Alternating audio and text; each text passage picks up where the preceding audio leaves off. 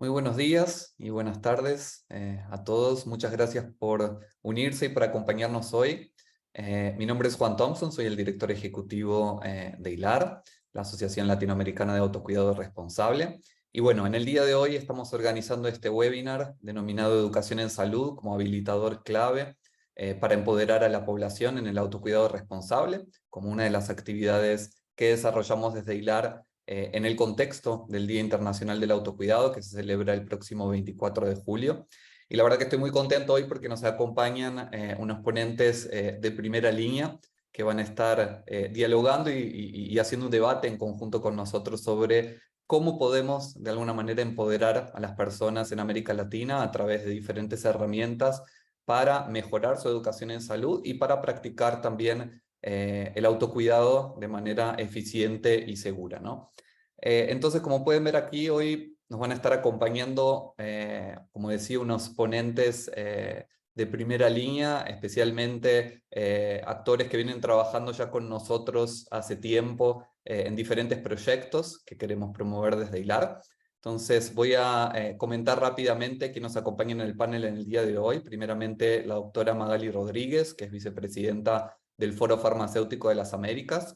También Ana Sanetore, química farmacéutica y también miembro del Foro Farmacéutico de las Américas. También nos acompaña en el día de hoy Carolina Cian, que es gerente de asuntos regulatorios de la Cámara Argentina de Especialidades Médicas KM de Argentina.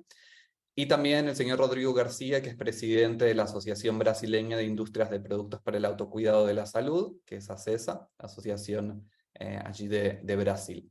Entonces quería comenzar hoy con una breve introducción, un poquito sobre el tema del autocuidado y el objetivo de la campaña de HILAR este año. Y después voy a dar la palabra a los speakers que tenemos para el día de hoy. Van a hacer una breve presentación y después también vamos a tener una sesión de preguntas y respuestas, así que les pedimos que puedan ir escribiendo sus preguntas durante las presentaciones, aquí por el chat, o nos las hagan saber, así al final podemos tener ahí una conversación entre todos. Entonces, en el día de hoy, como les decía, estamos organizando esta específica sesión sobre la educación en salud como habilitador clave para el autocuidado responsable. Yo quería comenzar con una breve definición sobre qué es el autocuidado y qué entendemos desde HILAR sobre el autocuidado, ¿no? Y aquí hacer referencia a la definición de la Organización Mundial de la Salud sobre que el autocuidado es la capacidad de las personas, las familias y las comunidades para promover la salud, prevenir enfermedades, mantener la salud y hacer frente a la enfermedad y a la discapacidad con o sin el apoyo de un profesional de la salud. Y cuando pensamos en el autocuidado y pensamos en las intervenciones de autocuidado, que son estos actos para ejercer el autocuidado, podemos pensar en una variedad de productos y herramientas que obviamente están basados en evidencia y que son de alta calidad y que nos pueden proporcionar esta posibilidad de tomar decisiones sobre nuestra propia salud. Para nombrarles algunos de ellos, podemos indicar aquí productos de salud de venta libre como medicamentos sin prescripción o suplementos alimenticios, pero también podemos incluir otros productos y dispositivos como dispositivos médicos sin receta, dispositivos de diagnóstico y también algunas intervenciones digitales que son fundamentales, especialmente cuando hablamos del tema de acceso a la información, para garantizar que podamos ejercer el autocuidado de una manera responsable.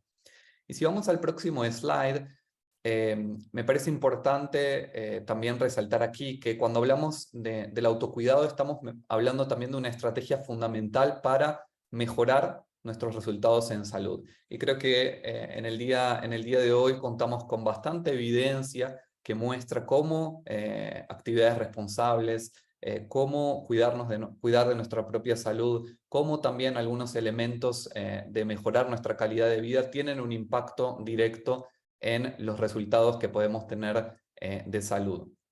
Pero obviamente cuando estamos hablando de mejorar los resultados en salud y de estas intervenciones de autocuidado, hay un elemento primordial y principal que tenemos que garantizar, que es tener acceso a información confiable, a información útil y a información de calidad.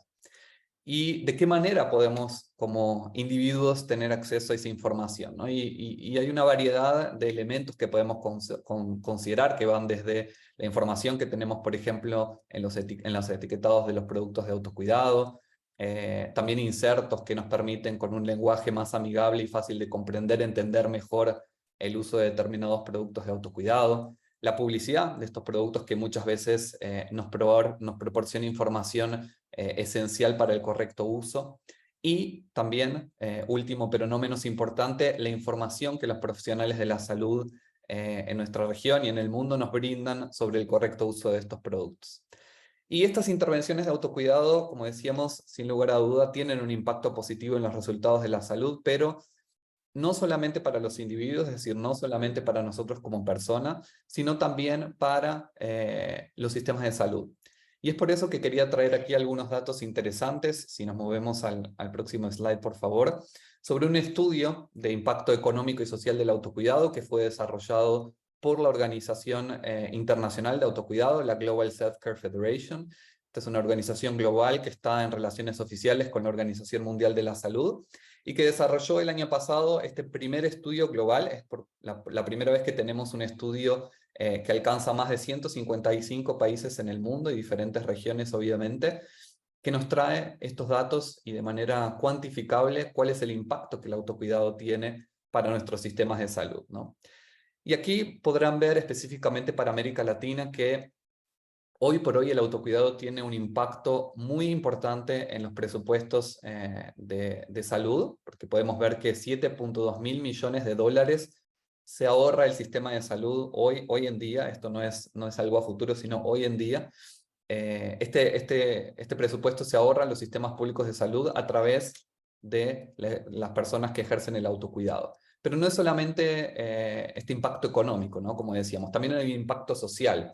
Y podemos ver aquí que los individuos, por ejemplo, al practicar el autocuidado, pueden ahorrar 869 millones de horas para utilizar en otras actividades que ellos deseen.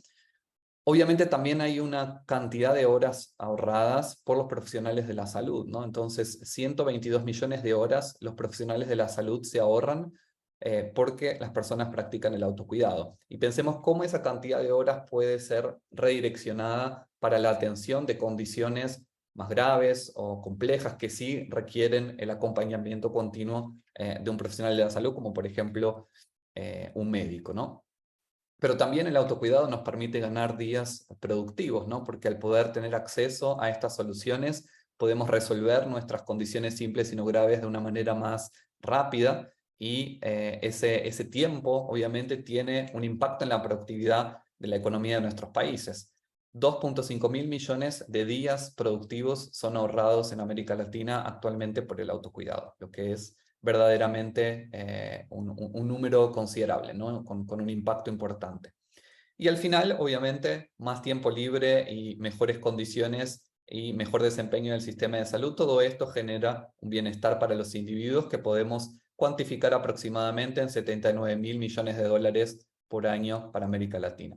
Pero algo interesante que este estudio trae es que nos plantea un escenario hacia 2030 en donde podemos ver cómo el impacto social y económico del autocuidado, específicamente en América Latina, podría llegar. Entonces, si vamos ahora a alguno de los números de ese escenario en 2030, podemos ver, por ejemplo, que el ahorro para los sistemas de salud podría aumentar a 13 mil millones de dólares. O, por ejemplo, miren la cantidad de horas ahorradas por individuos y por profesionales de la salud. Pasaríamos a 1.100 millones de horas para individuos o 217 millones de horas para profesionales de la salud.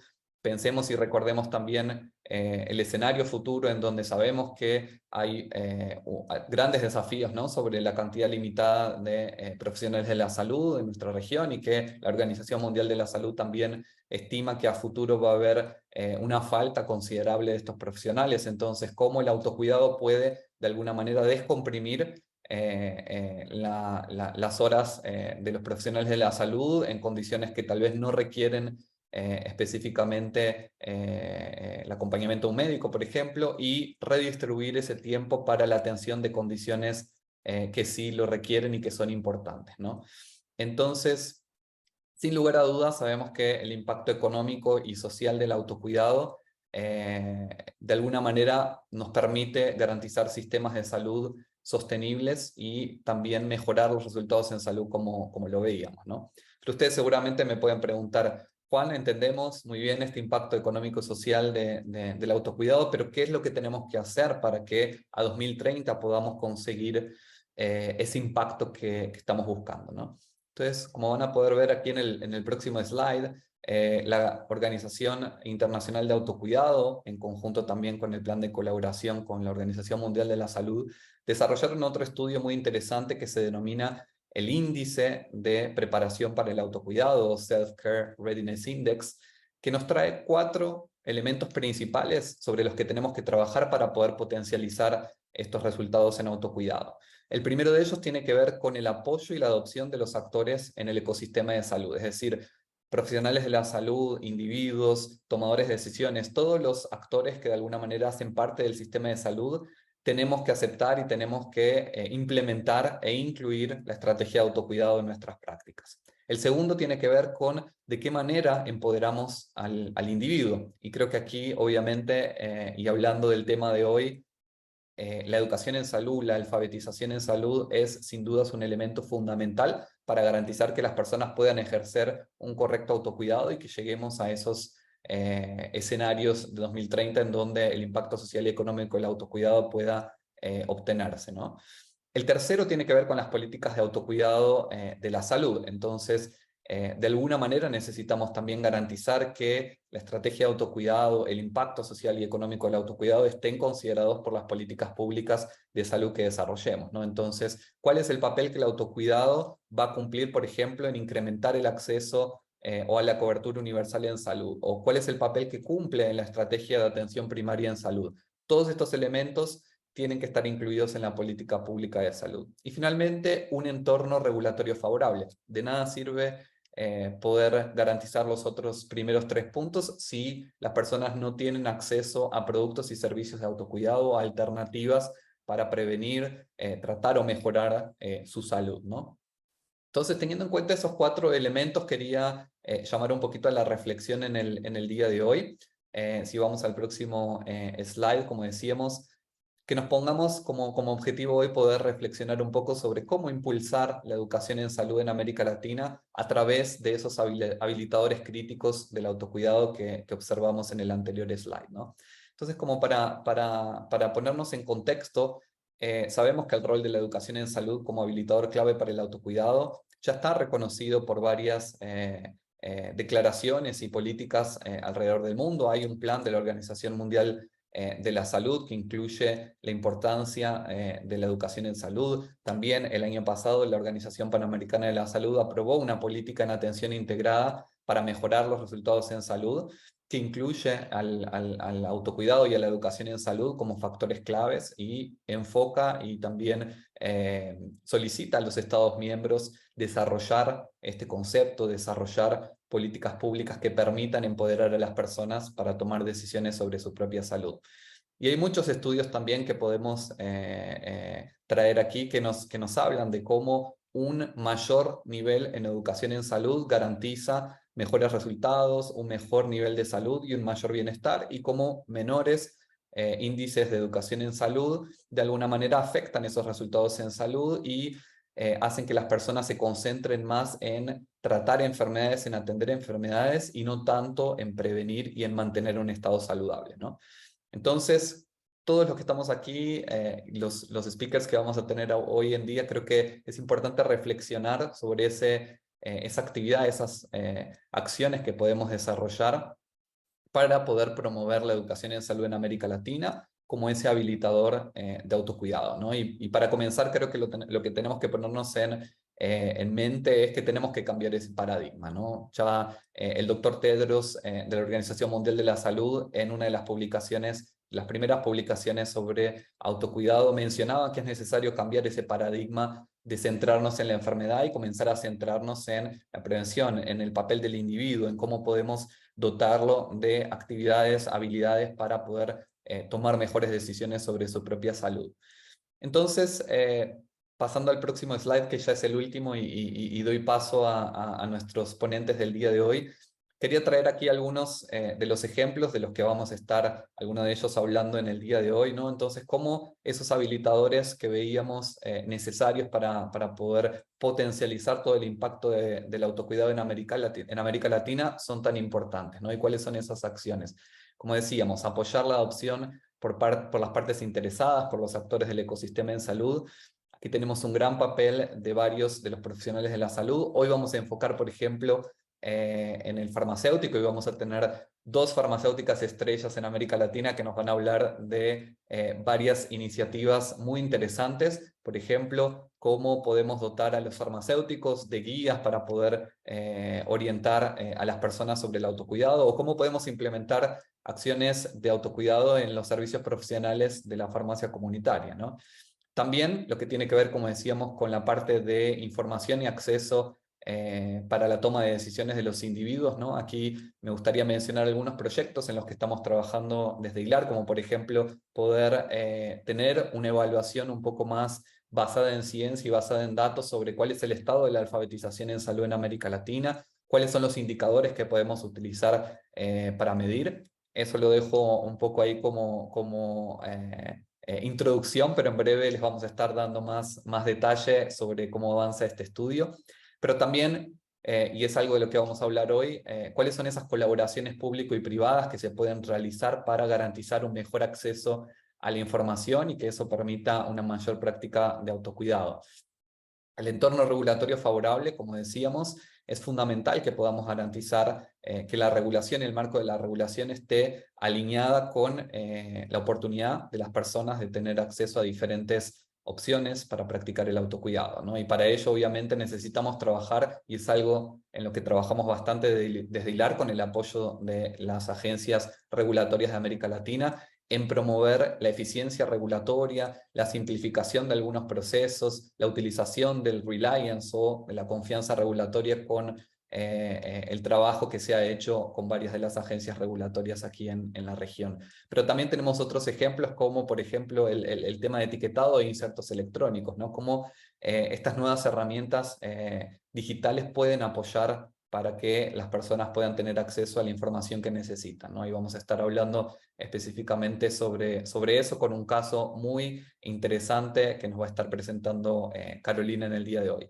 Y finalmente, lo que tiene que ver con políticas de autocuidado, como decíamos, en la medida en que las políticas públicas incluyan el impacto del autocuidado, el valor económico y social que el autocuidado tiene, y que lo reconozcan como un habilitador esencial para la cobertura universal en salud, obviamente los resultados van a ser mejores. Y aquí desde HILAR obviamente trabajamos bastante en el desarrollo de documentos y estudios e información para que los tomadores de decisiones puedan ir implementando más el autocuidado e incorporar obviamente estos conceptos de educación en salud. Pero también hay un esfuerzo muy grande de la Federación Global de Autocuidado, como les mencionaba, la que ha apoyado con varios de los estudios también, a nivel de la Organización Mundial de la Salud, para tener una declaración en la Asamblea de la Organización Mundial de la Salud sobre el autocuidado, y que de alguna manera podamos tener ahí un acuerdo sobre la importancia del autocuidado en promover y mejorar los resultados en salud, no solo en América Latina, sino en todas las regiones del mundo. Así que sin más, con esa introducción quería pasar ahí a nuestra primera presentación y a nuestro primer speaker del día, que en realidad vamos a tener dos participantes en esta primera sesión. La primera va a ser la doctora Magali. La doctora Magali es vicepresidenta del Foro Farmacéutico de las Américas, como decíamos, una gran colega y amiga que nos ha apoyado en varios proyectos en HILAR. Es profesora, decana asociada de práctica clínica y directora ejecutiva del Centro de Innovación de Soluciones Farmacéuticas de la Facultad de Farmacia de la Universidad de Maryland. Coordina proyectos de investigación y servicios clínicos en salud de la población en el sistema de salud de la misma universidad, y trabaja también con grupos interprofesionales para mejorar la calidad de los servicios. A lo largo de su carrera profesional, ha desarrollado e implementado varios programas reconocidos a nivel nacional, colaborando con agencias gubernamentales y otras entidades, incluyendo muchos en el área de autocuidado y automedicación. ha dedicado su carrera a promover la práctica de la farmacia y el desarrollo de programas de atención al paciente innovadores y sostenibles. Actualmente es miembro de la Junta Directiva de la Asociación Americana de Farmacéuticos en Estados Unidos, la Conferencia Panamericana de Educación Farmacéutica y, como decíamos, vicepresidenta del Foro Farmacéutico de las Américas. Y luego de la presentación de Magali también nos va a estar acompañando Ana Senatore con una presentación sobre los servicios profesionales en la farmacia comunitaria. Y Ana es química farmacéutica egresada de la Facultad de Química de la Universidad de la República en Uruguay. Se desempeña desde entonces, desde el 2007 que egresó, en el primer nivel de atención en farmacia de institución de salud y en farmacia comunitaria. Participó del proceso de reformulación de los servicios farmacéuticos basado en atención primaria en la salud, tanto en su trabajo en las farmacias como en la docencia. En este momento desarrolla junto a un equipo el proyecto Servicios Profesionales en la Farmacia Comunitaria, Comunicación y Práctica de Autocuidado, donde se trabaja la promoción y educación de salud con foco en el autocuidado y el desarrollo de estrategias de comunicación. Entonces, sin más, quería darle primero ahí la palabra a la doctora Magali, que nos va a estar presentando sus ideas y su presentación, y bueno, después también Ana, que va a continuar con esa sesión. Muchísimas gracias a ambas. Gracias por tus comentarios. Buenos días y buenas tardes en algunos lugares de los que los participantes están. Y perdonen, hemos tratado y a veces cuando tenemos una computadora Mac no siempre nos ayuda. Pero estoy muy contenta de estar aquí con ustedes esta tarde para poder compartir con ustedes unos conceptos en el empoderamiento del autocuidado y enfatizar un poco más cuál es el rol del farmacéutico. Mi presentación va a ser muy general en términos del rol del farmacéutico y luego vamos a ver cuando Ana presente cómo utilizar esta información que yo estoy presentando y traerla a la realidad en un proyecto dentro de una farmacia comunitaria. Antes de comenzar con mucha de la presentación, quería compartir con ustedes una colaboración que nosotros hemos tenido desde el 2021 entre el Foro Farmacéutico de las Américas e ILAR. Y para aquellos que no saben qué es el Foro Farmacéutico de las Américas, es una organización con miembros.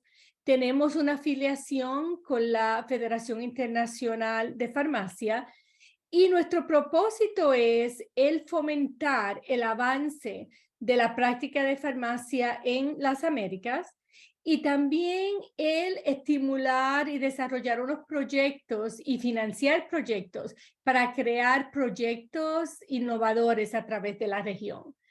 Con ese propósito, una de nuestras áreas dentro de nuestro plan de trabajo fue el enfatizar el autocuidado y hemos sido muy dichosos de poder haber establecido esa colaboración con ILAR, ya que ambos tenemos unos objetivos comunes, que es, como vemos, el autocuidado responsable y eficaz en la región de las Américas.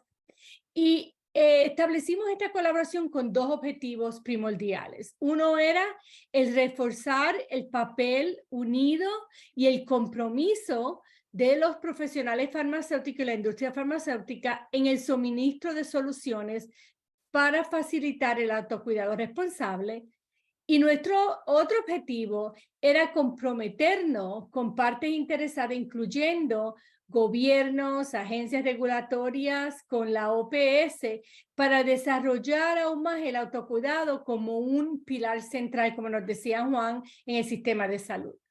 Con estos dos objetivos generales para nuestra colaboración, decidimos establecer un grupo técnico de trabajo. Ese grupo técnico estableció o eligió 3 estrategias que nos íbamos a enfocar dentro del trabajo del grupo técnico. La primera era que, siguiendo el espíritu del Foro Farmacéutico de las Américas, decidimos hacer una llamada a proyectos concursables que pudiéramos financiar, en el cual poder demostrar el rol del farmacéutico en el autocuidado de las Américas.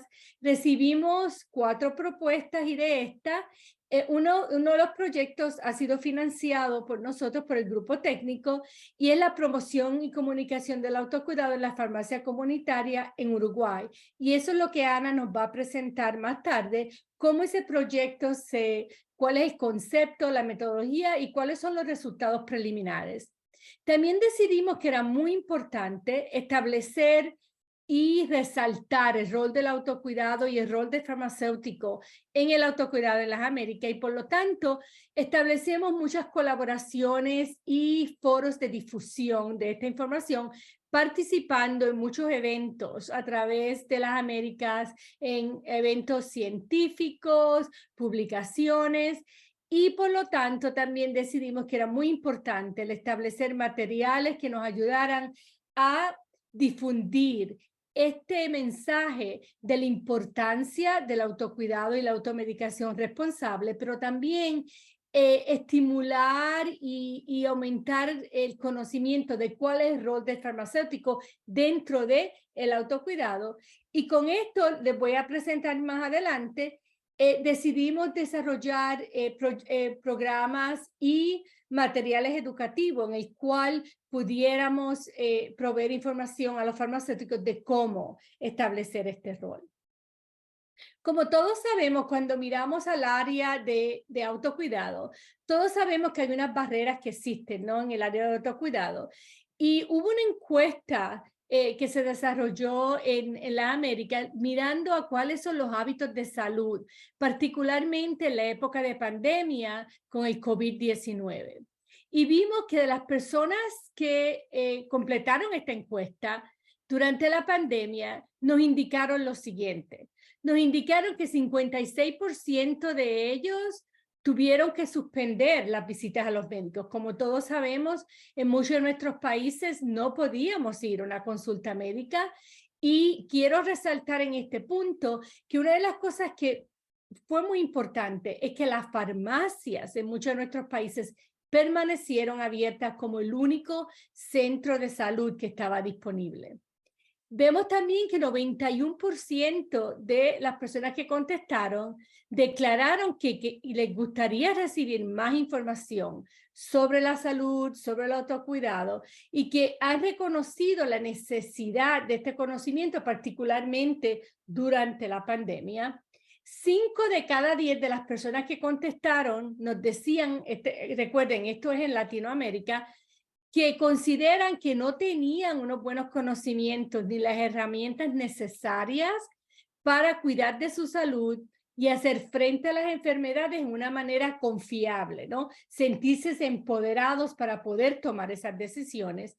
Y 1 de cada 2 individuos nos indica que está usando un medicamento de venta libre para asistir o tratar algunos de los síntomas o condiciones que tiene. Por lo tanto, cuando ponemos en contexto estos resultados de esta encuesta, nos damos cuenta de que cuán importante es el rol del farmacéutico en términos de empoderar, en términos de ayudar, ¿no?, a los pacientes, no solamente en términos de educación, pero también en términos de autocuidado, en términos de alfabetización de la salud. Y vamos a hablar un poquito más de eso. Y una de las cosas que quiero resaltar aquí en particular es que no nos olvidemos que el farmacéutico, como un profesional de la salud, tiene la educación y la capacitación para poder ayudar a los pacientes en tomando estas decisiones en autocuidado y usar y dar información que está basada en evidencia científica, y por lo tanto sus consejos van a ser sólidos y pueden ayudar a los pacientes dentro de la confusión que existe con tantos, en muchos de nuestros países, tantos y tantos productos que se pueden obtener sin receta médica. Vemos que los pacientes necesitan la guía, la ayuda, el consejo de un profesional de la salud que los ayude a ver cuál es el mejor medicamento que es el más seguro para ellos. También vemos que la farmacia, particularmente la farmacia de comunidad, presenta una localización bien estratégica e importante dentro de nuestras comunidades.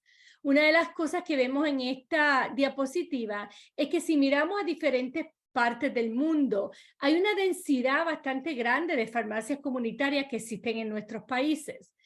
Por ejemplo, en esta encuesta, en 74 países y territorios que contestaron la encuesta, hay casi 3.5 millones de farmacéuticos que están practicando en diferentes áreas. De estas, casi 2 millones de ellos se encuentran activos trabajando a tiempo completo en una farmacia de comunidad. La razón por la que les presento esta diapositiva es para entender cuán importante es el desarrollar, estimular, proveer las herramientas necesarias para que estos farmacéuticos dentro de estas farmacias de comunidad establezcan un rol mucho más activo en ayudar a nuestros pacientes en el autocuidado y la automedicación. Una de las cosas que decimos en Estados Unidos es que en Estados Unidos una encuesta nos indica que cada persona vive 10 millas de una farmacia y en algunos casos 5 millas de donde viven hay una farmacia. Por lo tanto, hay farmacias de comunidad en nuestros barrios, en nuestras áreas y son accesibles a estos pacientes. También vemos que una de las cosas que hemos tenido una evolución muy grande es cuáles son los servicios que se proveen en las farmacias, particularmente las farmacias de comunidad, más allá de dispensar un medicamento. Cuando vemos qué está pasando a través del mundo, qué está pasando en el desarrollo de esta farmacia de comunidad, vemos que muchas de estas farmacias no es solamente, como les decía, dispensar el medicamento, sino que vemos que el rol del farmacéutico en ser consejero de salud. Vemos que muchas de nuestras farmacias tenemos la habilidad de hacer pruebas, ¿no? Pruebas diagnósticas. Y esto se vio muy, muy importante durante la pandemia, donde las farmacias podían hacer la prueba de COVID. Y en Estados Unidos, luego de la pandemia, se ha pasado una legislación donde usted puede ir a una farmacia de comunidad, se le hace la prueba de COVID y el farmacéutico puede proveerle tratamiento necesario para tratar esa condición.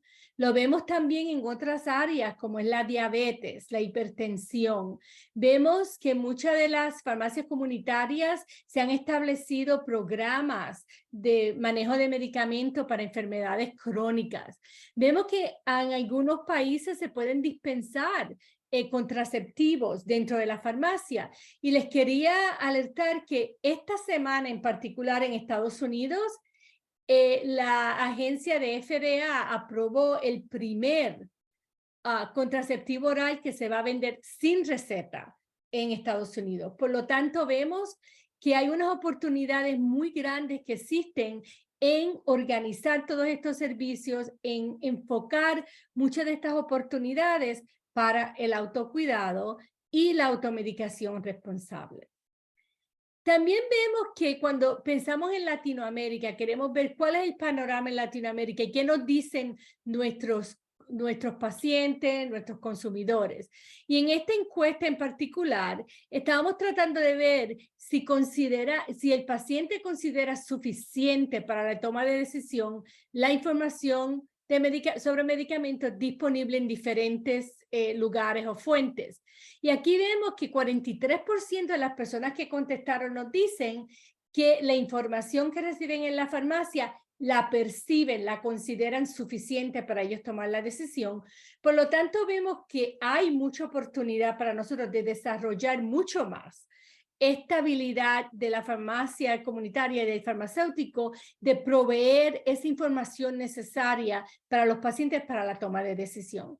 También vemos que cuando se le pregunta cuál es la confianza que usted tiene en las fuentes de informaciones digitales, nos vemos que 48% de ellos nos indican que la farmacia en línea, de nuevo, vemos esta relación entre farmacia y confiabilidad del paciente o confianza cuando la información viene de la farmacia o del personal farmacéutico. Pero todos sabemos, como nos decía Juan en su presentación, que existen muchos obstáculos para poder desarrollar óptimamente este rol del farmacéutico dentro del autocuidado, particularmente en la farmacia de comunidad. Y vemos que muchos de estos obstáculos son estructurales, son regulatorios, pero también tienen que ver con la percepción del rol del farmacéutico. No solo la percepción del paciente del rol del farmacéutico, pero muchos de nuestros compañeros en el equipo de salud y de otros profesionales de salud, de los entes regulatorios.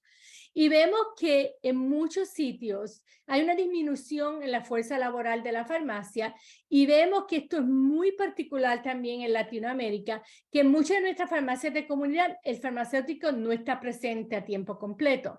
Por lo tanto, vemos que esto es un obstáculo estructural para nosotros, el fortalecer las regulaciones y fortalecer la presencia del farmacéutico en la farmacia de comunidad para que estén disponibles para asesorar, educar y evaluar a los pacientes y poder hacer estos consejos, ¿no? Ayudar a los pacientes.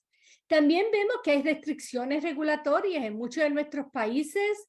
Hay regulaciones que no nos permiten suministrar resurtido de emergencia de medicamentos, no podemos extender recetas, tenemos muchas limitaciones para el profesional farmacéutico dentro de las habilidades que tienen dentro de ese país para ejercer la profesión.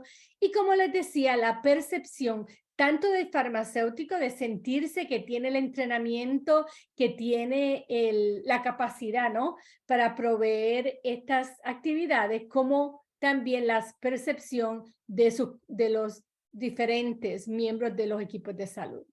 Por lo tanto, vemos que hay una necesidad importante, ¿no?, de mejorar la alfabetización en salud, particularmente capacitando a nuestros pacientes para encontrar, comprender, usar información y servicios que los ayuden a tomar decisiones relacionadas a su salud por sí mismo y para otros. Por lo tanto, vemos que el rol del farmacéutico, de los profesionales de salud, es muy, muy importante en crear esa alfabetización.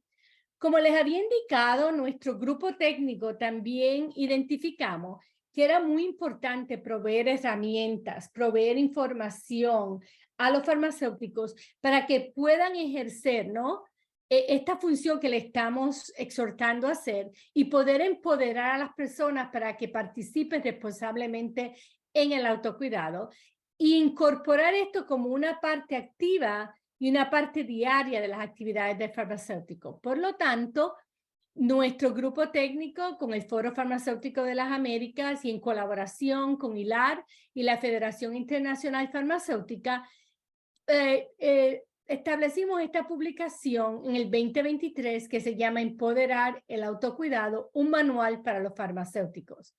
Dentro de esta publicación vemos que hay 3 áreas muy importantes. Tenemos una parte de este recurso que nos habla de entendiendo el autocuidado. En este manual proveemos información, orientación al farmacéutico en el contexto de autocuidado, la evolución y cuál es la función del farmacéutico dentro de este autocuidado. Y tenemos 6 áreas muy comunes, ¿no?, en la que vemos y orientamos al farmacéutico cómo evaluar al paciente y cuáles serían algunas de las recomendaciones basadas en las evidencias científicas para estos síntomas. En el dolor de garganta, fiebre infantil, molestias gastrointestinales, salud sexual, dolor musculoesquelético y la desinfección y la farmacia.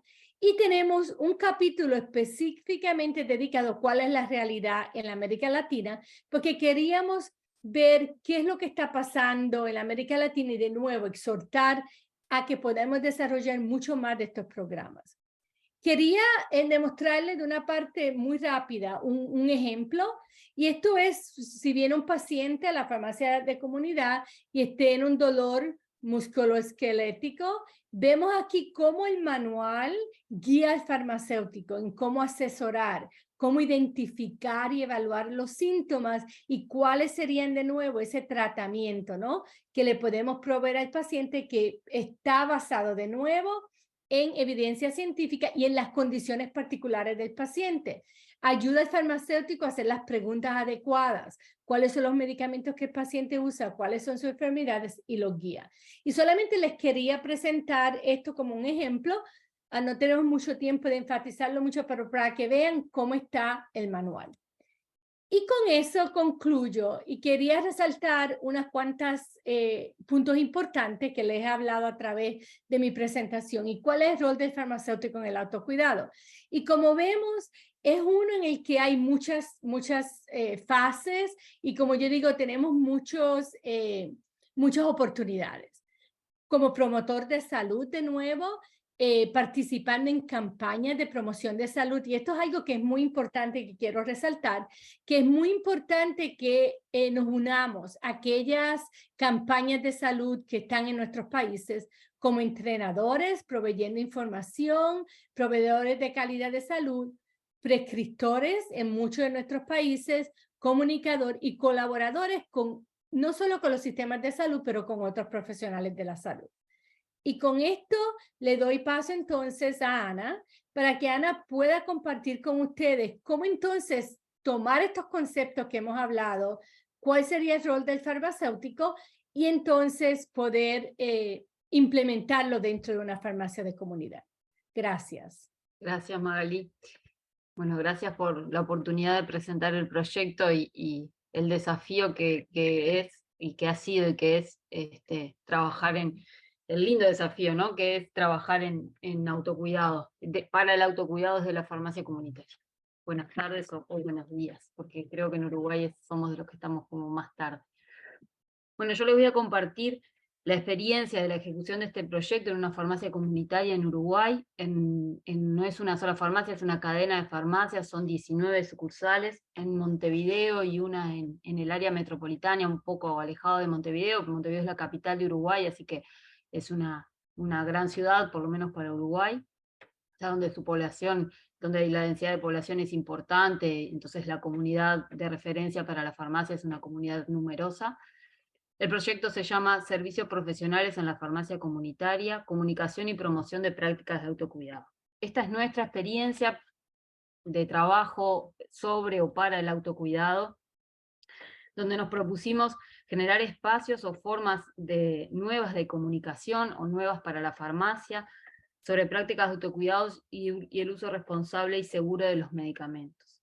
La novedad acá es que lo pretendemos hacer desde una farmacia comunitaria, porque nos parece que fortalecer las estrategias de comunicación e incluso desarrollar nuevas estrategias de comunicación contribuye al autocuidado y a la alfabetización en salud, tema en el que tanto Juan como Magali se estuvieron introduciendo y que entendemos que la información de calidad que podemos hacer llegar a través de la comunicación es fundamental para esto. Ay, que no pasa disculpen. Ahí. Vamos a hacer un recorrido, les voy a contar los objetivos, qué logros hemos obtenido en este año de trabajo, qué productos hemos logrado, un análisis muy pequeño de las fortalezas y las oportunidades y las debilidades con que nos encontramos, cómo seguimos, y después una última y pequeña reflexión sobre si la farmacia comunitaria puede ser el desarrollo de un espacio profesional. El objetivo del proyecto que nos planteamos fue reformular y potenciar el rol de la farmacia comunitaria como un servicio de salud que promueva las prácticas de autocuidado, prevención y promoción y educación en salud. Para esto nos proponemos dos objetivos específicos, que fue desarrollar un plan de comunicación para trabajar sobre las prácticas de autocuidado y trabajar en 2 campañas sobre uso responsable de los medicamentos. En cuanto a los logros, ¿qué logramos? ¿Qué entendemos desde el equipo en el que trabajamos que logramos? Bueno, lo primero que logramos fue trabajar en conformar un equipo multidisciplinario que reúne las áreas involucradas en este trabajo, que es el área técnica, representado por 2 químicos farmacéuticos, el área de marketing, representada por un analista en marketing de la farmacia, y el área de comunicación, para el que contamos con una contratada externa. Este equipo fue fundamental en el entendido que esto es un proyecto de la farmacia y así fue concebido, liderado por un químico farmacéutico, pero es un proyecto de la farmacia, porque es la farmacia el espacio donde se desarrolla y es la farmacia la referencia para la comunidad en cuestiones de salud, en educación en salud, o así pretendemos que sea. Entonces no es un proyecto del químico o de la química, sino que es un proyecto de la farmacia. Y el químico lo lidera. Logramos desarrollar un plan de capacitación en donde trabajamos con los equipos de trabajo en cada una de las sucursales. Hubo que hacer trabajo de sensibilización, de convencimiento sobre que esto era posible trabajarlo desde la farmacia. Y después desarrollamos un plan de comunicación que ofrece información o que pretende ofrecer información segura y de calidad para promoción de la salud. Este plan de comunicación debió integrarse al plan de comunicación que tiene la farmacia como tal, fortaleciéndolo y descubriendo, generando nuevos espacios de comunicación. Pero desde el inicio sabíamos o definimos que no podía ser un plan paralelo al que ya tenía la farmacia, que por supuesto tiene su estrategia de comunicación. Porque si queríamos que fuera la farmacia la que se presentara como un espacio donde las personas pudieran encontrar información de calidad, entonces todo lo que hiciéramos tenía que ser desde allí, también la comunicación. ¿Qué productos obtuvimos? Bueno, obtuvimos un programa al que llamamos Well Cuidado Consciente, le dimos una identidad, le pusimos un nombre, Cuidado Consciente, le dimos una personalidad y además lo tuvimos que presentar en sociedad, digamos, lo tuvimos que presentar en la comunidad como forma de ir validando este espacio que pretendemos que la farmacia ocupe o que vuelva a ocupar o que recuperes este lugar de referencia en cuidado de la salud o de integración al sistema sanitario del país o del lugar. Desde el nombre del programa estábamos comunicando por esto del cuidado consciente, y en la comunicación hacíamos un juego de palabras entre consciente y conciencia, entonces esto de poder a la información ponerle la ciencia por que la sustente, digamos. Entonces ya también aprendimos que de la forma en que uno habla, ella está comunicando, desde cuando elige las palabras ya está comunicando. Y desarrollamos 2 campañas, tal cual estaba establecido en los objetivos específicos, sobre promoción de prácticas de autocuidado y uso responsables de los medicamentos. La campaña fue Una Verano Consciente, que acompañó el verano, la estación, entonces era sobre el uso seguro y responsable por supuesto, todo lo que tiene que ver con protección solar y el cuidado de la salud en verano en general, y ahora estamos desarrollando la campaña de uso seguro de medicamentos. ¿Qué obtuvimos? ¿Qué cosas tangibles obtuvimos? Bueno, lo que obtuvimos fue, ahí hay un collage de las distintas vías de comunicación que tienen que ver desde cómo se presentaron en las sucursales, los folletos, los posteos en las redes sociales de la farmacia, el desarrollo de un blog con notas sobre el tema. Para cada una de estas campañas seguimos una metodología en donde el equipo multidisciplinario elegía el tema, donde confluyeran intereses varios de la farmacia. Luego se desarrollaban los contenidos, esto es, decidir qué quería comunicarse, qué aspectos tenía la farmacia diferenciales para aportar y complementar lo que las personas ya pudieran saber desde el equipo de salud con que se atendían, desde sus médicos. Teníamos que lograr que la información fuera atractiva y fuera diferencial y complementaria para la comunidad. Y luego que decidíamos esos contenidos, lo teníamos que plasmar en distintas vías de comunicación, y así es que decidíamos si armábamos un folleto para entregar en la farmacia, si armábamos una nota para el blog, si armábamos un posteo para Instagram. En general, lo que mejor a la mejor conclusión que llegábamos era a una combinación de estas estrategias, y que cada persona, dependiendo del tipo de persona, pudiera encontrar la información en el formato que más le gustara o que más amigable le resultara. Todos los formatos mantenían la rigurosidad de la información. Cuanto más sencillo en apariencia es el formato, más difícil es de armarlo, porque menos texto lleva, más simple en apariencia es, y en realidad es más complejo de elaborar. Esa es nuestra experiencia.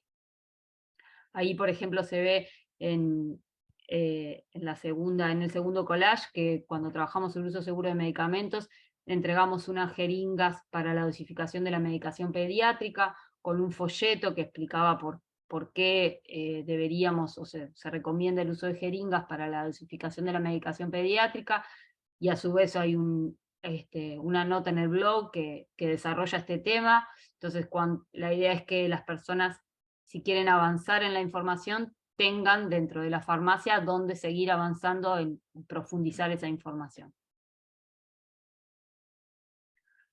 ¿Cuáles son las fortalezas que hemos encontrado? Bueno, lo primero que encontramos es una farmacia que nos habilitó este trabajo. En realidad este trabajo no comienza con esta oportunidad del proyecto de autocuidado, sino que comienza un poco antes, del momento que la farmacia entiende que la presencia del químico es importante y es relevante para su trabajo.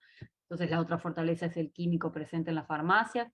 La conformación del equipo multidisciplinario, y bueno, después haber logrado equipos de trabajo en cada una de las farmacias, motivados y convencidos de que esto fortalece el trabajo cotidiano. ¿Cuáles son las debilidades que hemos encontrado? La casi nula demanda de la comunidad.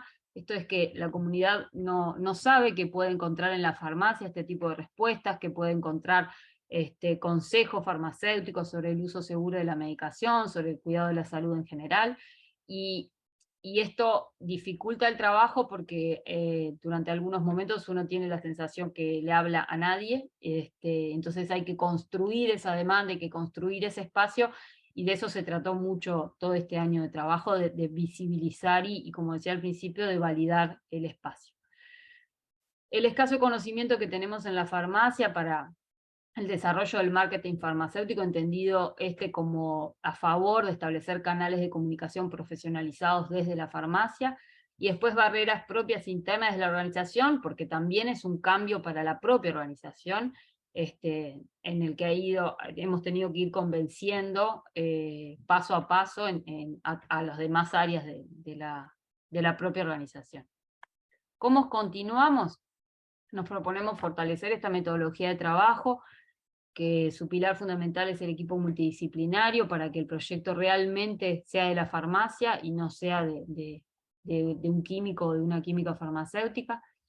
Necesitamos poder o seguir midiendo el impacto que esto tiene tanto hacia adentro de la farmacia como en la comunidad, y necesitamos conocer más la comunidad para la que trabajamos, sus intereses, sus necesidades, para poder dar respuestas cada vez más adecuadas y a medidas de esta comunidad y de sus necesidades en cuanto al cuidado de su salud. Nos gustaba la imagen esta del engranaje, porque nos parece que a medida que un engranaje se mueva, fuerza o nos fuerza a los demás a movernos también. Entonces, por eso este engranaje de la comunidad, en cuanto a la comunidad cada vez nos exija más y mejores respuestas y más profesionales, y cada vez aumentando la seriedad, nosotros nos vamos a ver exigidos así hacerlo, y eso a su vez mueve otras ruedas dentro de la farmacia, y nos parece que ese es como el engranaje sinérgico que tenemos que lograr que ruede. Y bueno, el desafío es esto, es posicionar el concepto de una farmacia profesionalizada, de volver o posicionar o reposicionar, o sea, volver a posicionar a la farmacia en este lugar de un centro de referencia para el cuidado de la salud en las personas, en las familias, en las comunidades.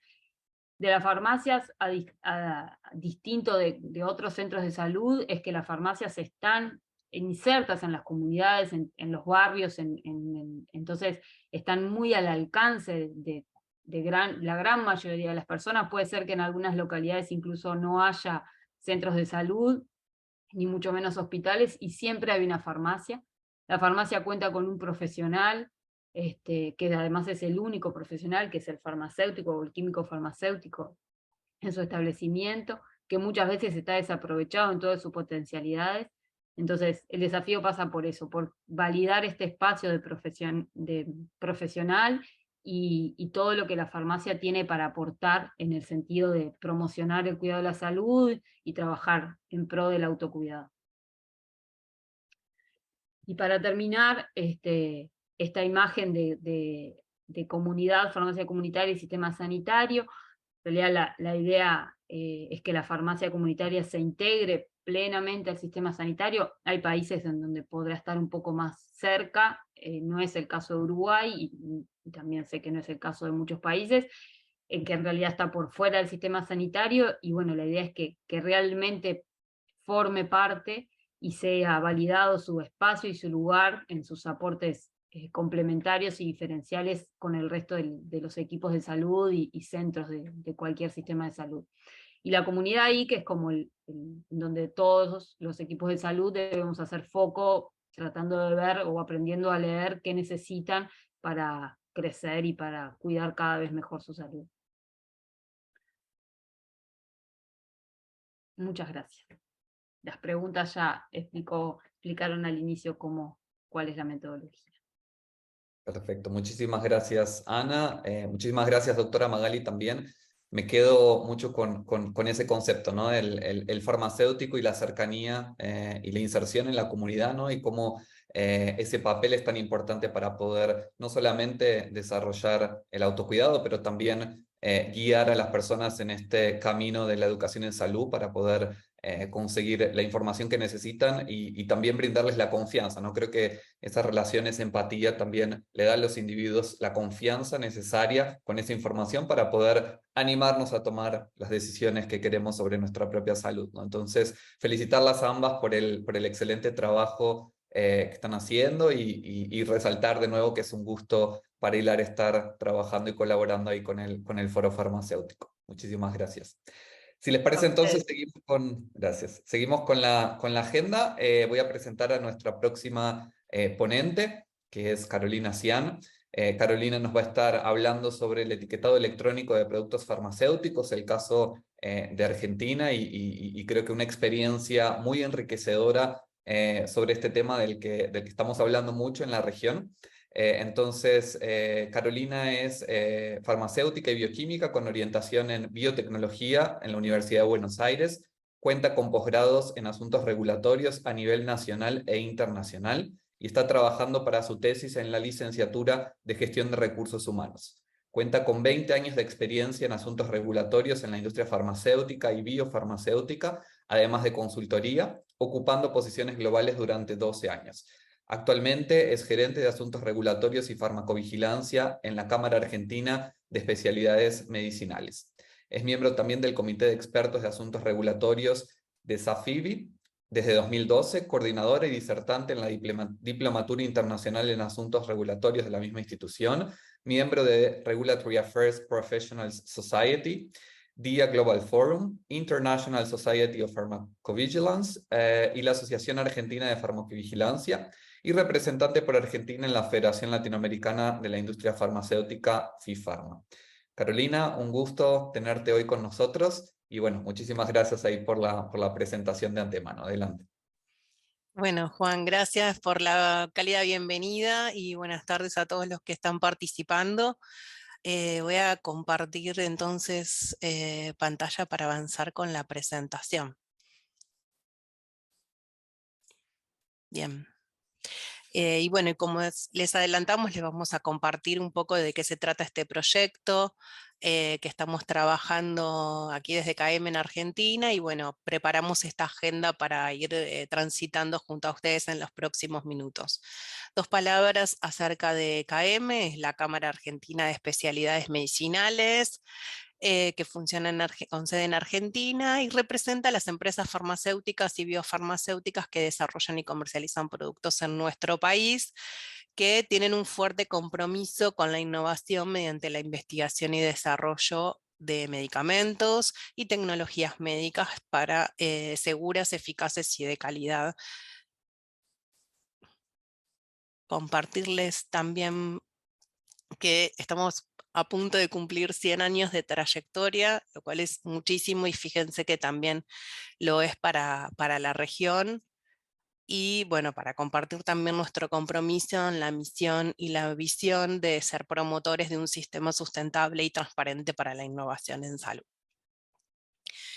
Y ahora sí, comenzando con el punto clave, ¿no?, que para nosotros es hoy compartirles esta gran oportunidad que es el etiquetado electrónico de medicamentos. También lo van a encontrar como e-labeling, y para nosotros es una intención de pasar de lo que es contar con ese prospecto en papel o información para el paciente que acompaña a los productos para la salud, en particular para los medicamentos, y la intención de que eso pase a ser una información que esté disponible en un formato electrónico.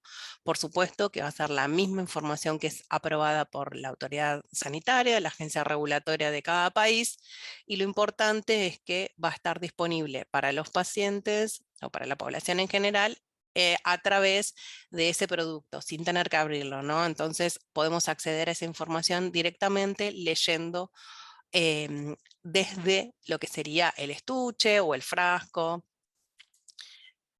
¿Qué es lo que nos llevó a nosotros a trabajar en esta iniciativa? Primero, los grandes beneficios que encontramos asociados.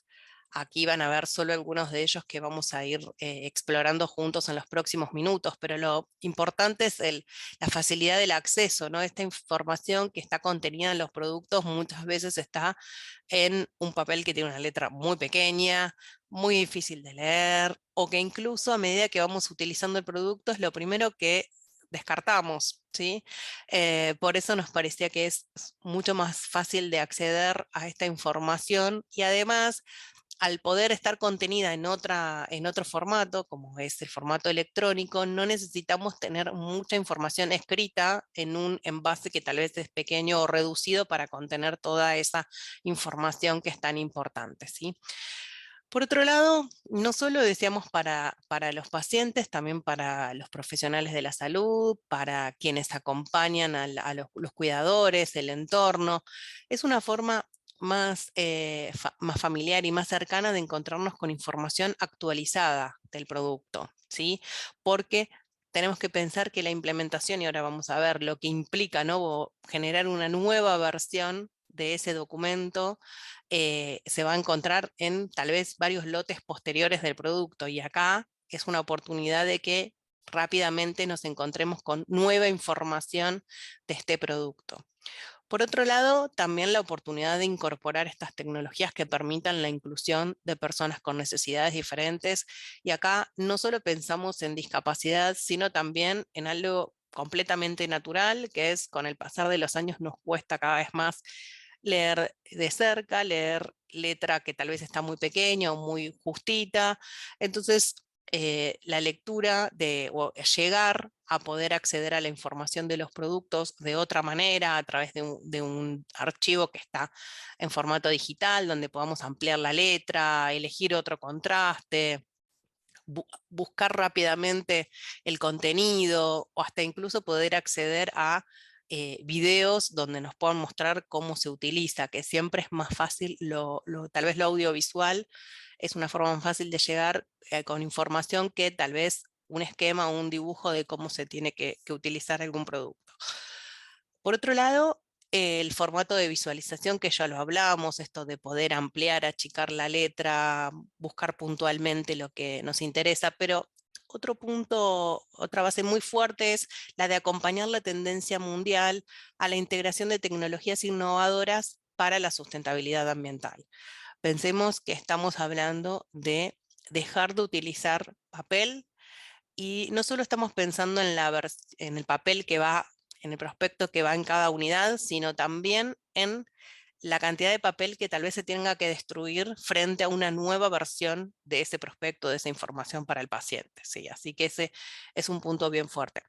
Y por otro lado, decirles que, bueno, también el interés de que esto no solo aplique a productos para el autocuidado, sino también para medicamentos bajo receta. Estamos hablando de que esto es una oportunidad para todos los productos para la salud.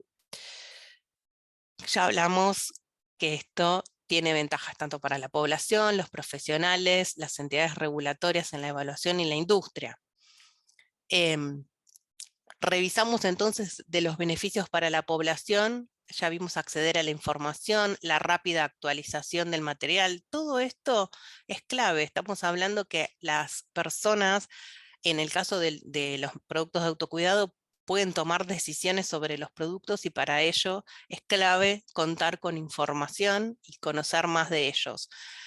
Otro punto importante es que estos documentos a los que vamos a acceder se van a poder descargar, guardar en la red, Así que van a poder acceder desde su teléfono a poder leer la información que ya está conservada y no, como les decía, cuando nos pasaba que eliminamos el estuche del producto, perdimos el prospecto, o, que es tal vez lo que nos ocurre más fácilmente. También hablamos de lo inclusivo que es este tipo de iniciativas, que es una información interactiva. Esto, por supuesto, dependerá del tipo de producto que sea. No todos los productos podemos brindar la misma información. Para el caso de los medicamentos bajo receta, tenemos a un profesional de la salud que va a estar acompañando al paciente y le puede brindar otro tipo de soporte, pero esta información es clave para los productos de autocuidado, en donde es el propio individuo el que va a tomar esa decisión y va a tener que poder elegir de alguna manera cuál es el producto más adecuado para lo que está requiriendo. Ya hablamos del medio ambiente, repasamos también la búsqueda avanzada que nos permite tener esta información en un formato digital. Bien. Para los prescriptores, los farmacéuticos, otros profesionales de la salud y la autoridad sanitaria. En el caso de los profesionales de la salud, esto ya se está utilizando desde hace tiempo, porque con la pandemia la forma de llegar a los médicos y de acercarles información sobre los productos fue, bueno, por las restricciones que implicó la pandemia, no fue tan fácil, y esto hizo que cambiara de alguna manera la forma en que se le acercaba la información. Entonces, en lugar de ir conteniendo tantos documentos en papel, hubo otros formatos electrónicos para hacer llegar la información, y se empezaron a utilizar en general información con códigos QR, y esto ya es una práctica habitual y están los médicos ya muy acostumbrados a recibir la información prácticamente en tiempo real. Es muy fácil de seguirla de esta manera, así que es una práctica que ya se fue adoptando con el transcurso del tiempo. Los dispositivos móviles hoy ya pueden leer códigos QR, así que es muy fácil de poder acceder a esta información. Obviamente no es el único tipo de tecnología que se pueda aplicar en estos casos. Hay otras tecnologías, otros códigos bidimensionales existentes que se pueden utilizar, pero bueno, esa es una manera muy fácil. Ya estamos todos como bastante acostumbrados a hasta leer la carta de un menú o hacer un pago electrónico a través de la lectura de un QR, y bueno, eso también de alguna manera nos va familiarizando con la modalidad. Siempre decimos que lo importante es que la información que va a estar contenida es la aprobada por la agencia regulatoria, y eso a su vez les va a permitir a ellos también mejorar ese proceso de fiscalización, porque no va a ser necesario abrir el producto, sino que con acceder simplemente al estuche, a la cajita, a ese blister o a ese frasco, vamos a poder acceder a la información de los productos y verificar si se encuentra el contenido autorizado por ellos.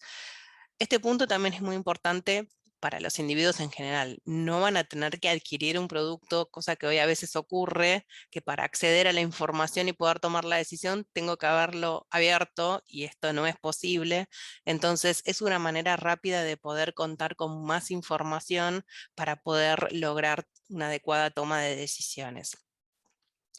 Y creo que con esto ya estamos cubriendo este punto. A ver si puedo pasar. Bien. Beneficios para la industria. Como les dijimos, es bien complejo ese proceso de actualización de prospectos, porque requiere todo un circuito de implementación, pero sobre todo desde el momento en el que se aprueba una nueva versión de información por la agencia regulatoria.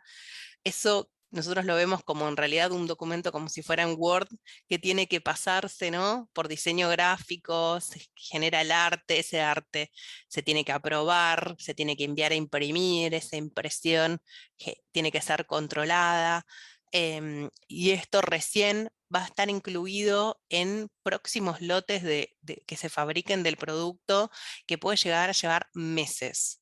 Y a veces la información que se está aportando es tan relevante como la información de seguridad, que es súper importante poder llegar a implementarla cuanto antes, ¿sí?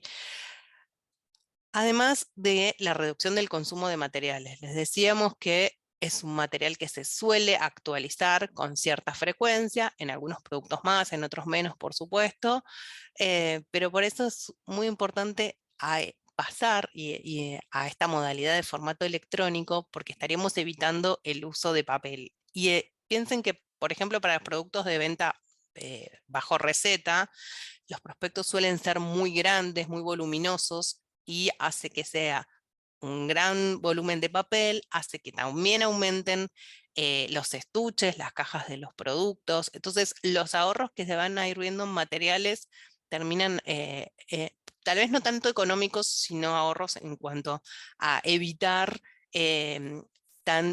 más que nada, en cuidado del medio ambiente, ¿sí? Y sobre todo, lo que también se ve afectado es la simplificación industrial y la reducción de stocks en planta, porque estamos disminuyendo la cantidad de papeles y de prospectos que tenemos en las plantas industriales. Dentro de los desafíos que encontramos nosotros en nuestro país, de alguna manera clasificamos en tres. Por un lado, las herramientas tecnológicas, por otro lado, la regulación y fiscalización, y en tercer lugar, la conectividad. En cuanto a las herramientas tecnológicas, esto es algo que va cambiando todo el tiempo, va evolucionando. Un punto importante es que entendamos que ese documento electrónico tiene que estar guardado en un repositorio, en un sitio web. Esto, en función de lo que vaya definiendo cada país, puede ser o administrado por el laboratorio, o sea, cada titular de producto, o administrado por la agencia regulatoria o por un tercero. Y a su vez, esto no es el único punto de decisión. También tenemos que pensar en qué tipo de tecnología vamos a usar. Y acá simplemente estamos dando de ejemplo dos de los N existentes. Tal vez el más familiar es el uso del código QR, que hoy ya todos los dispositivos lo pueden leer, a diferencia por ahí del Data Matrix, que si bien es muy utilizado en la industria farmacéutica, tal vez no es lo que esté como más comúnmente en el uso general. Pero bueno, nosotros usamos Data Matrix en la industria farmacéutica para lo que es la trazabilidad. ¿Sí? El proceso de trazabilidad de medicamentos, que nos permite identificar a cada unidad y trazarla desde el origen hasta que llega al paciente. Y esto también nos hace pensar en que también tenemos que pensar en que darles facilidades a los pacientes. Hoy, pensando tal vez en medicamentos, que tal vez es lo más complejo, que tiene ya algunos códigos.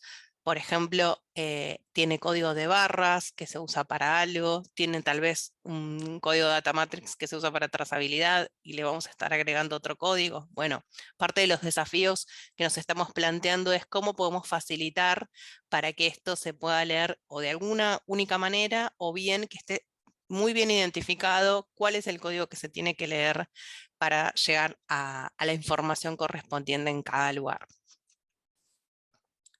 Y pensando entonces en lo que es la regulación, sin entrar en detalles, decirles que la regulación argentina ya tiene unos cuantos años, las bases están en la ley de medicamentos, en aquel momento no estaba pensado que iba a existir un formato electrónico, por lo tanto no está previsto, pero de todas maneras tampoco está prohibido. Entonces, tanto en la ley como en las disposiciones que fueron siguiendo, tanto para productos de venta bajo receta o productos de venta libre, simplemente lo que se da son pautas para, primero, cómo debe estar presentada esa información, y también pensando en el tipo o tamaño de letra, ¿sí?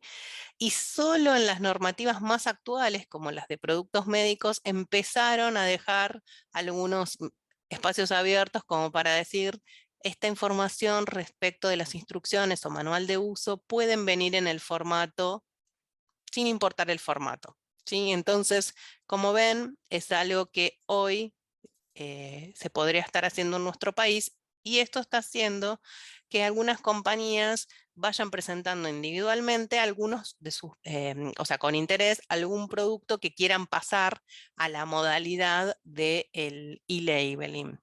Pero como Carolina, ven, sí, solo pedirte por favor que ya nos vayamos acercando a las sí, conclusiones. gracias. Gracias. Bueno, simplemente decirles que estamos pensando en un proceso gradual. Hoy los ejemplos que están en la calle, coexiste el papel con el formato electrónico, y lo que estamos trabajando fuertemente es en generar un marco regulatorio para que esto se fomente y se agilicen la forma en la que se hagan estas presentaciones, y que se pueda utilizar ampliamente. Les dejo algunos datos de conectividad que van a poder acceder, es uno de los puntos que nos preocupan, pero bueno, estamos siguiendo la evolución de los informes oficiales que se presentan, y todos afortunadamente vienen aumentando la disponibilidad de la conectividad, y estarían acompañando este tipo de iniciativas. De contexto internacional, simplemente decirles que esto es algo que en algunos países ya está ocurriendo, en la región también, y por eso es que nos animamos a decirles que, bueno, y vamos a la que sí, así estamos. Ya hay experiencia en varios países, tenemos que apoyarnos en esa experiencia comprobada, acompañar otros proyectos de implementación que están ocurriendo, compartir estas buenas prácticas y avanzar en la región, porque muchas veces compartimos los productos en más de un país. Por eso es clave tratar de ir acompañando estos procesos, y que las soluciones digitales que planteamos nos acercan, ¿no?, al fortalecimiento de los sistemas regulatorios. Y por eso, para ir cerrando, pienso en estas dos reflexiones, que es: con la pandemia, no hicimos más que post pandemia ya, tal vez valorizamos mucho más la salud, priorizamos la salud de nuestras vidas y queremos estar informados y aprender. Eh, por eso, acompañado de la segunda reflexión, que es los sistemas de salud globales están poniendo cada vez más el foco en las personas, y eso hace que terminemos siendo los que marquemos la evolución de las estrategias. Así que acá, nada, simplemente para sumarme a lo que han dicho previamente las colegas, es que estamos frente a una gran oportunidad y está eso en nuestras manos. Así que muchas gracias. Muchísimas gracias, Carolina. Excelente presentación y excelente ejemplo. Creo que, como decíamos, es un tema sumamente relevante para la región. Así que te agradezco por haber compartido cómo lo van trabajando en Argentina, y estoy seguro que va a servir mucho a varias de las personas que están aquí hoy para inspirar los trabajos que se pueden hacer en sus respectivos países también. Vamos a pasar entonces rapidito a la última presentación. El próximo ponente es Rodrigo García. Rodrigo no nos está acompañando en vivo hoy, pero amablemente nos grabó su presentación para comentarnos específicamente sobre el tema de educación en salud, colaboración público-privada en Brasil. Rodrigo es farmacéutico, graduado por la Universidad de Brasilia con MBA en gestión estratégica. Tiene más de 20 años de experiencia, principalmente en asuntos regulatorios, trabajando para empresas internacionales como Helion, Pfizer, Reckitt, Wyeth, Sanofi y Ranbaxy, y la Agencia Nacional de Salud de Brasil, Anvisa. Actualmente ocupa el cargo de R&D Lead para LATAM en Helion, y también se desempeña como presidente de ACESA, la Asociación de Autocuidado de Brasil. Se desempeñó en el pasado como presidente de Aviad, que es la Asociación brasileña de suplementos alimenticios, y vicepresidente de ALANUR, la Asociación Latinoamericana de Suplementos Alimenticios también. Así que vamos a escuchar ahora la presentación de Rodrigo. Muchas gracias.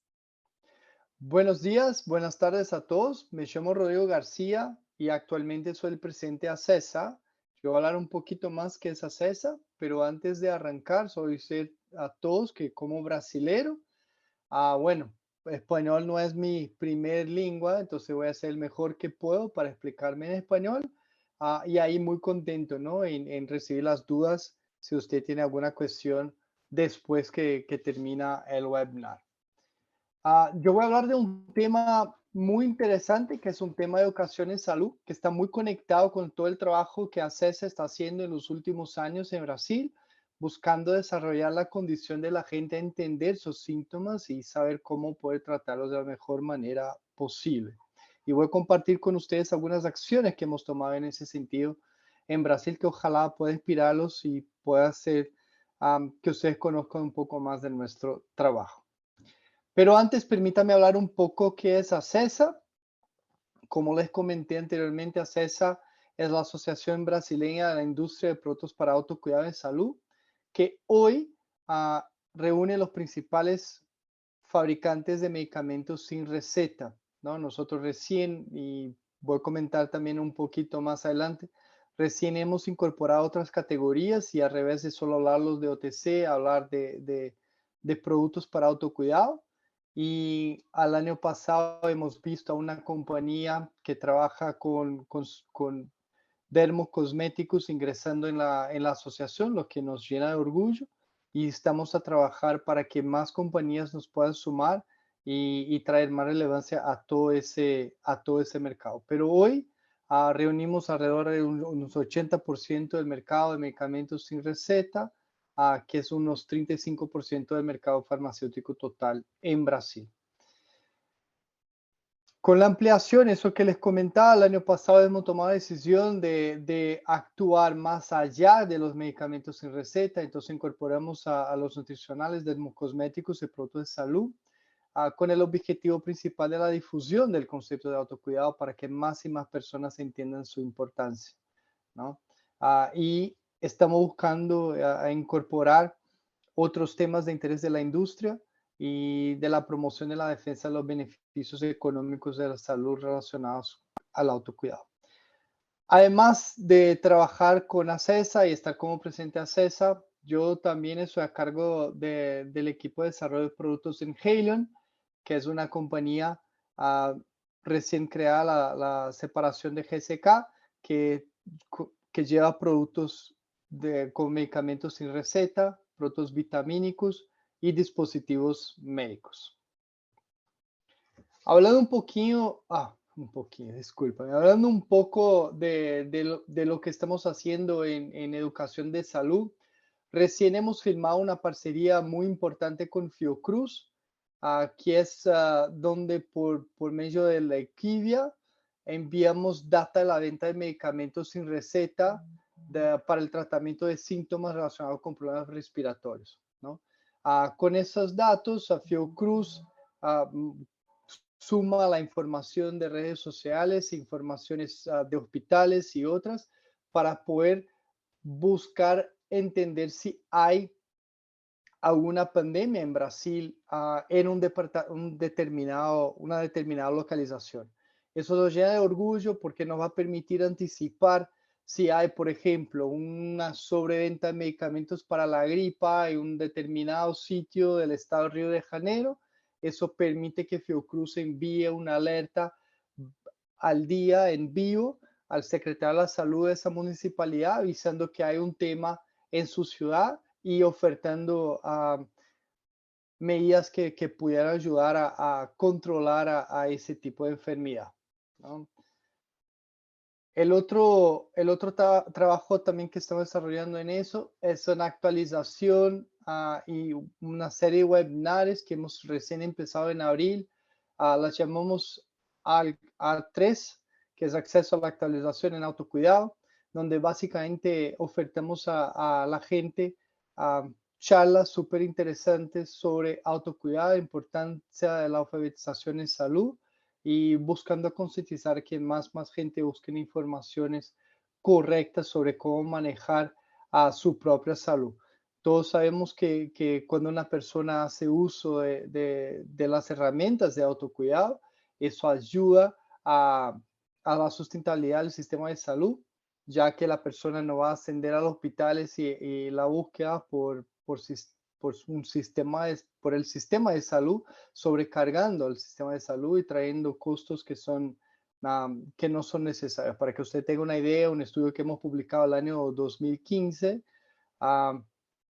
se comprobó que hoy ya se ahorra alrededor de 334 millones reales de la salud pública por la utilización de medicamentos sin receta. La otra parcería que también tenemos muy orgullo de compartir, la parcería con la academia, con la Universidad de Brasilia, una universidad súper relevante en Brasil, y con ese proyecto hemos apoyado el desarrollo de 20 guías clínicas para la atención farmacéutica de problemas de salud que son autogestionables, ¿no?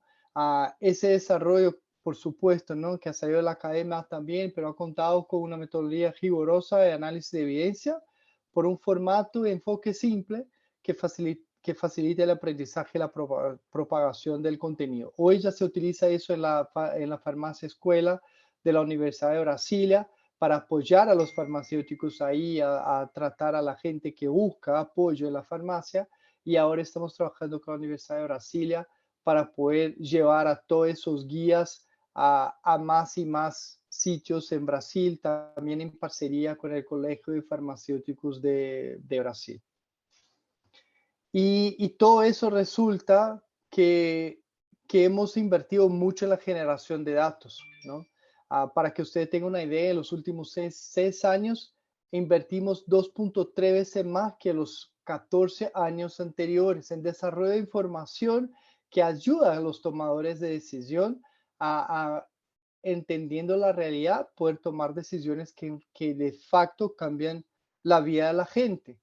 Algunas de las investigaciones que comparto con ustedes acá, el comportamiento del paciente en las farmacias, la visión del mercado de medicamentos sin receta en Brasil, una investigación súper interesante que hemos hecho con los insertos, el comportamiento de la gente que busca por la información en papel en las farmacias y droguerías en Brasil, que nos ha apoyado para en la búsqueda por el inserto digital.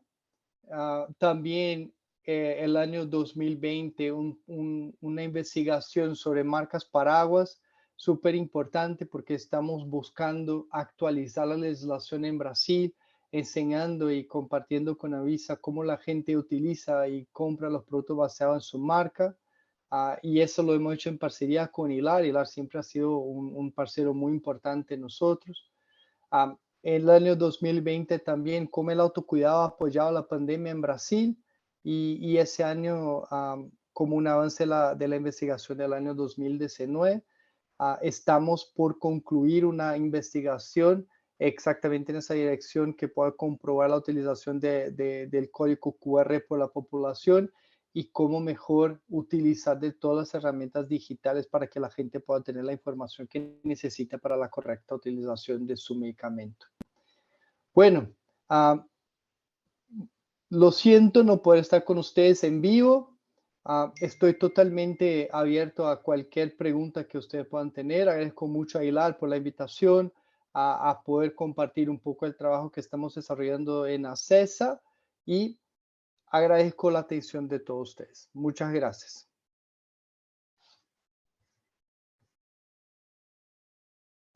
Rodrigo, creo que es un excelente ejemplo de cómo también a nivel de las asociaciones locales de autocuidado se puede promover este tema, ¿no? Entonces, nos quedamos un poco sin tiempo, pero quería, para terminar la sesión, salirme un poco ahí de la estructura y aprovechar que tenemos estos expertos con nosotros en el día de hoy, entonces invitar ahí a la doctora Magali, a Ana, a Carolina, básicamente para hacer una rueda ahí de una preguntita. Sé que varios de ustedes estuvieron respondiendo algunas de las preguntas allí en el chat, así que agradecerles por eso y decirle a los que están en la sesión que cualquier pregunta adicional no se preocupen, que la estamos anotando y después les hacemos llegar la información. Pero quería proponerles a modo de conclusión un ejercicio, ¿no? Imaginémonos que somos asesores, por ejemplo, de un ministro de salud en alguno de nuestros países de América Latina, y el ministro de Salud nos dice: quiero implementar una política pública sobre educación en salud, sobre alfabetización en salud. Desde su área de experiencia, ¿no? Desde su área de experiencia como profesionales de la salud, de experiencia en términos regulatorios y demás, en una frase, algo corto, ¿cuál sería su consejo, cuál sería su sugerencia para este tomador de decisión con motivo, ¿no? de tener una política pública práctica para promover la educación en salud? No sé si doctora Magali quiere comenzar. Sí, gracias, Juan. Para mí sería, mi consejo sería maximizar el potencial del farmacéutico que está en la farmacia de comunidad para poder asegurar que el sistema de salud llene los requisitos que está buscando y las metas. Creo que es muy importante coordinación y colaboración de todos los profesionales y los sectores. Perfecto, muchísimas gracias. Y creo que también el tema, ¿no? de la regulación del ejercicio profesional creo que es un gran desafío y oportunidad, ¿no? En América Latina para el farmacéutico, y sé que ustedes como foro están trabajando bastante en ese tema, así que me parece que es un tema clave y fundamental para continuar desarrollando y garantizar así que el farmacéutico pueda promover la educación en salud, ¿no? Ana, ¿qué te parece? ¿Qué le propondrías al ministro? Bueno, esta oportunidad, no, en la línea de lo que dice Magali, creo que yo lo bajaría en esa línea, más a tierra le daría a las farmacias comunitarias un tema. O sea, como ministro de salud o como Ministerio de Salud, yo tengo definido, bueno, me preocupa la hipertensión, ¿no? Entonces, le doy un tema a la farmacia comunitaria, porque en mi experiencia, poca y humilde, pero lo que veo es que ni desde dentro de las farmacias ni la comunidad saben que, ni la farmacia sabemos todo lo que podemos dar, aunque algunas capaz que sabemos más, ni la comunidad sabe qué puede pedir. Entonces yo le diría, bueno, trabajen sobre hipertensión, como un poquito más digerido, porque cuando damos así tan amplio, nada, empezamos como a perdernos. Entonces, y como que en la propia práctica y ejercicio se van descubriendo estas potencialidades que dice Magali y explotando, ¿no? Que son muchos creemos que son verdaderas. Entonces yo elegiría un tema y diría, bueno, trabajemos sobre hipertensión, o diabetes, o no importa, lo que sea. Pero un tema para trabajar en autocuidado, alfabetización de la salud, o lo que sea. Perfecto, Una muchísimas cosa así gracias. Y como creo que, para desarrollar. y ese papel, ¿no? de la farmacia comunitaria como articulador también, ¿no? Porque al Exacto. final... Donde pueda validar, exacto, donde pueda ir exactamente. validando su espacio, y por supuesto con estas condiciones del profesional farmacéutico presente, con un proyecto, no me quiero extender pero es eso, ¿no? O sea, con una cosa bien estructurada y además integrada al equipo de salud. Incluso me parece que tendría que tener canales de ida y vuelta de comunicación con el prestador de salud, de referencia de esa comunidad y demás, o sea, integrado, no únicamente una campaña, que igual son válidas, igual sirven de, bueno, controles hipertensión arterial, porque ese control si queda en la farmacia o en el bolsillo del usuario, del paciente, igual sirve, pero no tanto, entonces quizás instrumentaría como una cosa como bien integral e integrada, digamos, bueno, igual No, las perfecto. experiencias Y siempre sirven, pero lo potencializar, haría como bien así, sí, claro. ¿no? Y permitiría potencializar los resultados también, ¿no? Sí, Y claro. garantizar ahí que las personas van a tener esa información que necesitan y, bueno, mejorar sus resultados en salud. Y aprender sobre el cuidado Aprender, de su salud. incorporar, exactamente. Exacto. Pero es crítico que el farmacéutico sea parte del desarrollo de esa iniciativa, porque muchas veces el problema es que estas iniciativas se desarrollan a nivel del sistema de salud, del Ministerio de Salud, pero el personal farmacéutico no está como un integrante de esa solución, como una persona que pueda proveer apoyo. Y además el medicamento es la herramienta de las herramientas terapéuticas más utilizadas. Y en el autocuidado es una herramienta al alcance de la mano. Y en Uruguay no tenemos grandes dificultades de acceso a la medicación, tenemos el problema de que no sabemos usarla. Entonces, es como, ¿no? Esto de que siempre los farmacéuticos quedemos casi siempre por fuera de todos estos planes, no tiene mucha lógica cuando el medicamento siempre está presente en cualquier plan de salud. Pero sucede, sí. Por eso es fundamental que esté presente. Muchísimas gracias. Carolina, ¿qué te parece desde tu perspectiva? ¿Cuál sería tu consejo? Agregaría, para complementar un poco lo que planteaban, apoyarnos en la transformación digital en el sector salud. Tenemos muchas recomendaciones de la Organización Mundial de la Salud para hacerlo. Creo que es un punto fuerte y aunque tal vez parezca algo disruptivo decir, uy, tenemos tantas necesidades básicas que apoyarnos en la tecnología, pero hay muchas soluciones tecnológicas que se están dando en este momento y que tal vez ni conocemos, que ayudan a resolver cuestiones hasta incluso más básicas y sobre todo nos acercan a más posibilidades, complementándolo con alfabetización, por supuesto, en después poder llegar a tener más datos que son la clave para la toma de decisiones adecuadas. Así que agregaría ese componente adicional. Perfecto, muchísimas gracias. Totalmente de acuerdo. Y creo que, bueno, este tipo de espacios me parece que es sumamente importante de traer esos conceptos, ¿no? De autocuidado, de alfabetización en salud a la realidad, ejemplos concretos, cosas concretas que podemos y que están a nuestro alcance para modificar y así de esta manera poder garantizar que el impacto del autocuidado va a ser mayor, va a ser esos números, tanto social como económico, que queremos a futuro, y que a medida de que se vayan desarrollando esas actividades, las personas van a tener esos mejores resultados, ¿no? Entonces, aprovecho para agradecerles infinitamente su participación en el día de hoy, su colaboración con todos los diferentes proyectos que trabajamos en conjunto. Creo que ha sido súper enriquecedor para nosotros poder tenerlas en el día de hoy. Y antes de terminar, quería solamente para el público, y sé que nos pasamos ahí un poquito de la hora, comentarles de que este año en Sao Paulo estamos organizando el primer Congreso Latinoamericano de Autocuidado, que va a ser los días 8 y 9 de noviembre. Va a ser un congreso con la participación de varios actores, tanto regionales como globales, autoridades de gobierno, representantes de organizaciones internacionales, varios de las personas que nos acompañaron hoy también, que nos van a estar acompañando en noviembre para poder presentar y dialogar entre todos. Entonces, invitarlos a todos los que están aquí para que nos puedan acompañar. Aquí, aprovechando el etiquetado digital y el código QR, tenemos aquí el código QR para que puedan acceder a más información sobre el evento, y cualquier duda, obviamente quedamos a disposición. Así que con eso me despido. Nuevamente, muchas gracias a todos por su tiempo en el día de hoy. Y bueno, los invitamos a seguir colaborando y moviendo ahí la acción para promover el autocuidado en América Latina. Muchísimas gracias.